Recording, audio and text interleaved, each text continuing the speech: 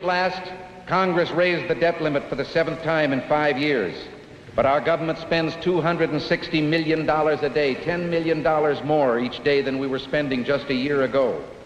We're told that we're enjoying an unprecedented prosperity, but 42 government agencies, the government has just informed us, are spending $70 billion a year on public welfare.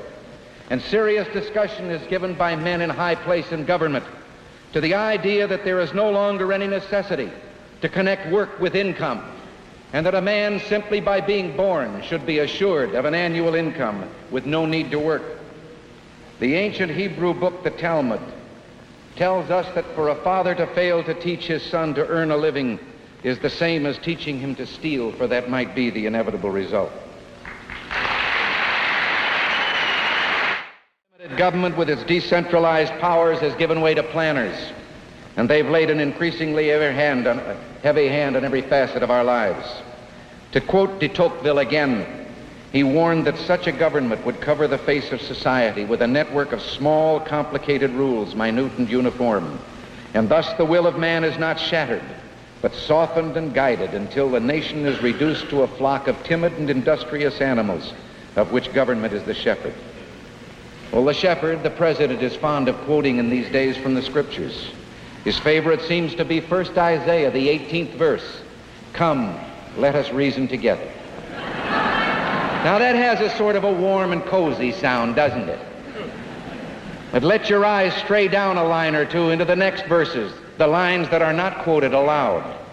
If ye refuse, ye shall be devoured with the sword.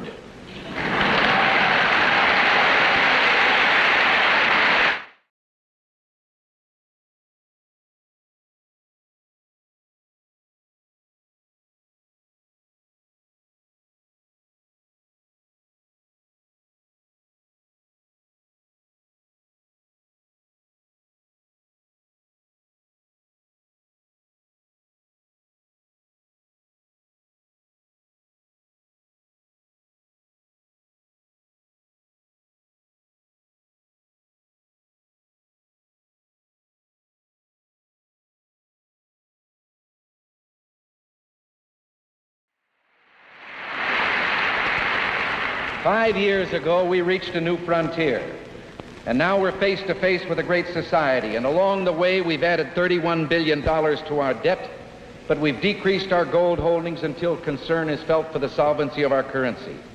And very shortly, the coins we jingle in our pocket will no longer have the ring of silver.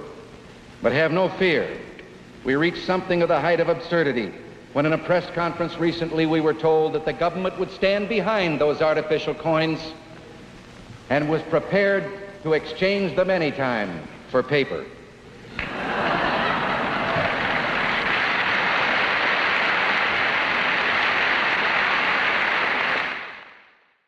Effort to contact all publishers and school boards to encourage their publication and adoption of textbooks conforming to established standards.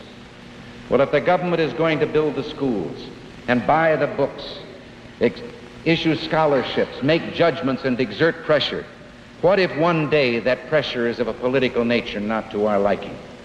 Education is the bulwark of freedom, but you remove it too far from the community and the parents' control, and education becomes the tool of tyranny.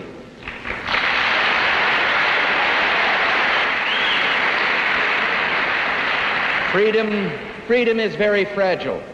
We've only known a few moments of it in all man's history.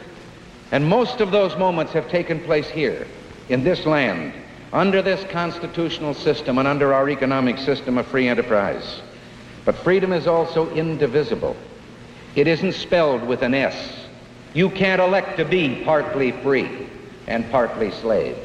You're free or you're not free. If we ever decide we need a new Declaration of Independence, I hope we'll keep one line from the old.